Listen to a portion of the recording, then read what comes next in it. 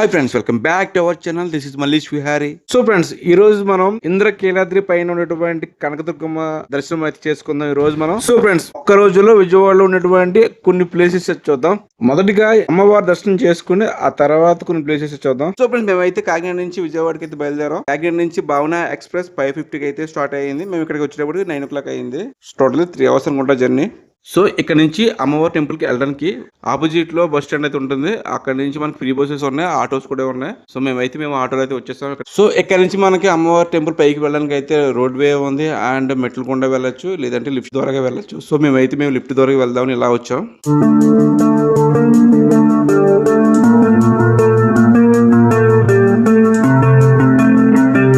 So friends, ఇక్కడ అమ్మవారి temple దగ్గరనే మనకి చాలా మంది ఒక కవర్ తో కొబ్బరికాయలు అటుపళ్ళు తీసుకోండి అని చెప్పి చాలా వరకు ఇబ్బంది పెడతారు. సో అక్కడ తీసుకునే కంటే మీకు కనిపిస్తున్న ఇక్కడ ఎదుర్కొంటే షాప్ లో తీసుకోవడం చాలా బెటర్. ఎందుకంటే ఇక్కడ క్వాలిటీ ఉంటది. ఆ కవర్ లో ఏ తక్కువైనా ఇక్కడ మనం చూసుకోవడానికి అయితే ఉంటది.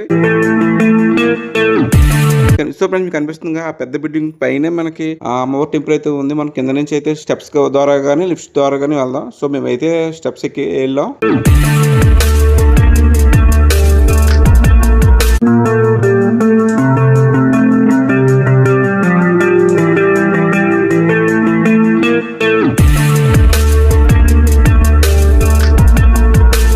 సో ఇదేనండి అమ్మవారి టెంపుల్. సో లోపలికి వెళ్ళడానికి అయితే కెమెరా ఎలా లేదు కాబట్టి బయట నుంచి చూపిస్తున్నాం. సో బయట నుంచి అయితే చూసేయండి. ఇంకా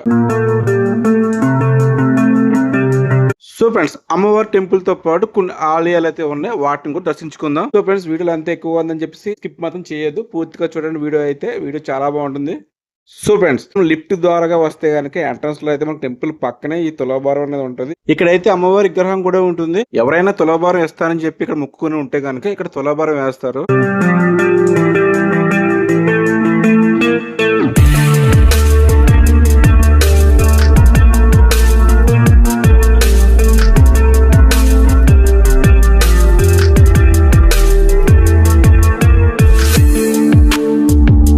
సో ఫ్రెండ్స్, ఈ ఆలయంలో ఫ్రీ దర్శనంతో పాటు స్పెషల్ దర్శనం కూడా ఉంటుంది.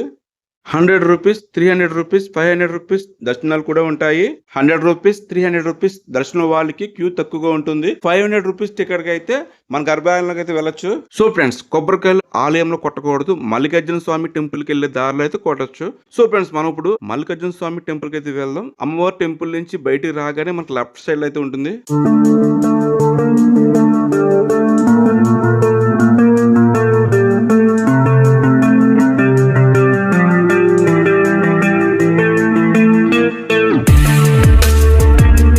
మల్లేశ్వర స్వామి ఆలయానికి అయితే 2 దారులు అయితే ఉంటుంది. స్టెప్స్ ద్వారా వెళ్ళొచ్చు, లేదంటే ర్యాంప్ ద్వారా వెళ్ళొచ్చు.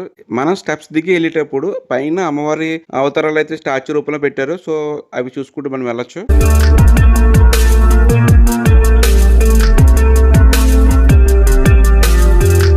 సో ఫ్రెండ్స్, ఇదేనండి మల్లికార్జున స్వామి టెంపుల్. ఇక్కడ శివుడిని మల్లికార్జున స్వామిగా పిలుస్తారు. ఈ ఆలయంలో మల్లేశ్వర స్వామిని శివలింగ రూపంలో మనం దర్శించుకోవచ్చు. మనం దర్శనం చేసుకుని బయటకు వెళ్లే దారిలో అద్దాల మండపం అయితే ఉంటుంది. ఇక్కడ 5 రూపీస్ ఛార్జ్ చేస్తారు. సో ఫ్రెండ్స్, మనం వెళ్ళే దారిలో ఇక్కడ ద్వాదశి జ్యోతిలింగాలు ఒక స్టాచ్యూ రూపంలో అయితే పెట్టారు. సో ఎక్కడెక్కడ జ్యోతిలింగాలు ఉన్నాయి అన్ని కూడా ఇక్కడ డిస్ప్లేలో మనం చూడొచ్చు.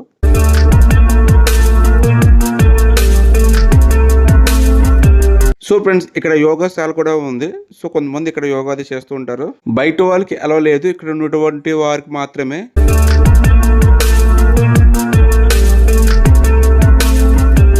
సో ఫ్రెండ్స్, ఇక్కడ నిత్యం అన్నదానం అయితే జరుగుతుంది. ఇక్కడ 3rd floor లో అయితే పెడతారు. సో మేము అక్కడికి అయితే వెళ్తున్నాం. వెళ్ళేదారిలో ఇటువంటి షాపింగ్ కూడా చేసుకోవచ్చు.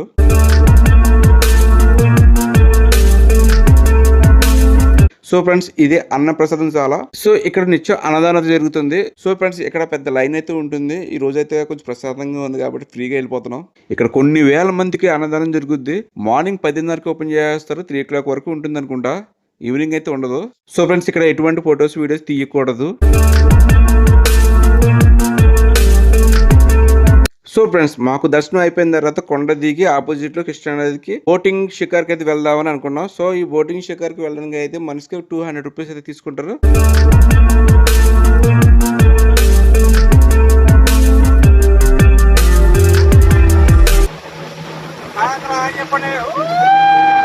సో ఫ్రెండ్స్ మా రైడ్ అయితే స్టార్ట్ అయిపోయింది. సో ఈ రైడ్ చేసేటప్పుడు మాత్రం లైఫ్ జాకెట్ వేసుకోవడం తప్పనిసరి. ఈ బోట్ షికార్ అన్నది కృష్ణా నదిలో 20 మినిట్స్ అలా వెళ్ళి ఇలా తీసుకొస్తుంది. 2 రౌండ్లు అయితే వేస్తుంది. సో మనం అలా వెళ్ళి అలా రావచ్చు. 20 మినిట్స్ కి అయితే 200 రూపీస్ తీసుకుంటాం పర్ పర్సన్ కి.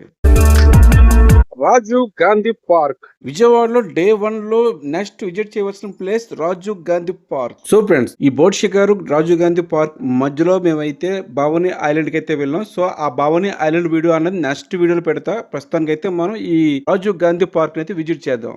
సో ఫ్రెండ్స్ ఈ రాజీవ్ గాంధీ పార్క్ లోకి ఎంటర్ అవ్వాలంటే మనకి 20 రూపీస్ టికెట్ తీసుకుంటారు. సో ఫ్రెండ్స్ ఈ పార్క్ లోకి అడుగు పెట్టగానే మనకి చుట్టూ కూడా గ్రీనరీగా కనిపిస్తుంది. సో చుట్టూ కూడా మంచి మంచి లొకేషన్స్ అయితే ఉన్నాయి. సో ఇక్కడ అయితే వెడ్డింగ్ షూట్ కానీ ఏదన్నా షార్ట్ వీడియోస్ తీసుకోవడానికి చాలా చాలా బాగుంటది. సో ఫ్రెండ్స్ మీకు కనిపిస్తుందా ఆ చెట్టు పైన కోతి ఉన్నట్టుగా కనిపిస్తుందిగా మీకు? అది బొమ్మ అండి, అది ఒరిజినల్ కాదు. నిజంగా కోతి ఉన్నట్టుగా ఉందిగా అక్కడ. చాలా బాగా డిజైన్ చేశారు. సో ఫ్రెండ్స్ మనం ఇంకా లోపలికి వెళ్తే చుట్టూ కూడా గ్రీనరీగా ఉంది. ఇక్కడ మూవీ షూటింగ్స్ కూడా జరిగాయంట ఇక్కడ.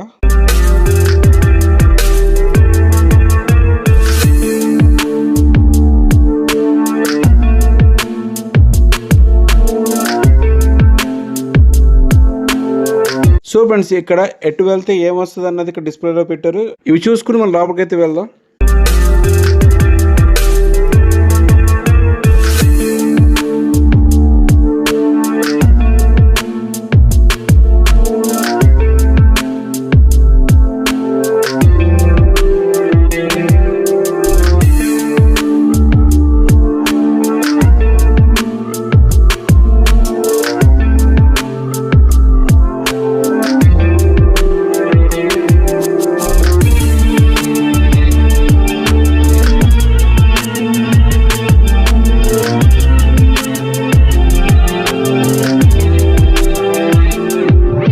ఏంటది పగిలిపోయిన కొండలా ఉంది.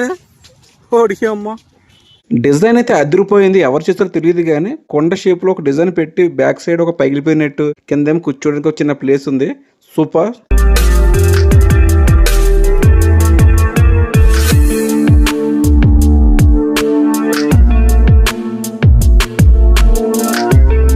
వావ్ ఎంత బ్యూటిఫుల్ గా ఉందా. ఏంటిది?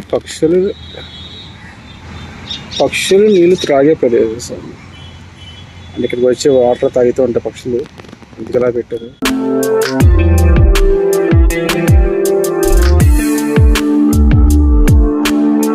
సో ఫ్రెండ్స్ ఈ పార్క్ చుట్టూ చూపించడానికి అయితే మనకి టాయ్ ట్రైన్ అయితే ఉంది. అందుకే ఈ ట్రైన్ పట్టాలు.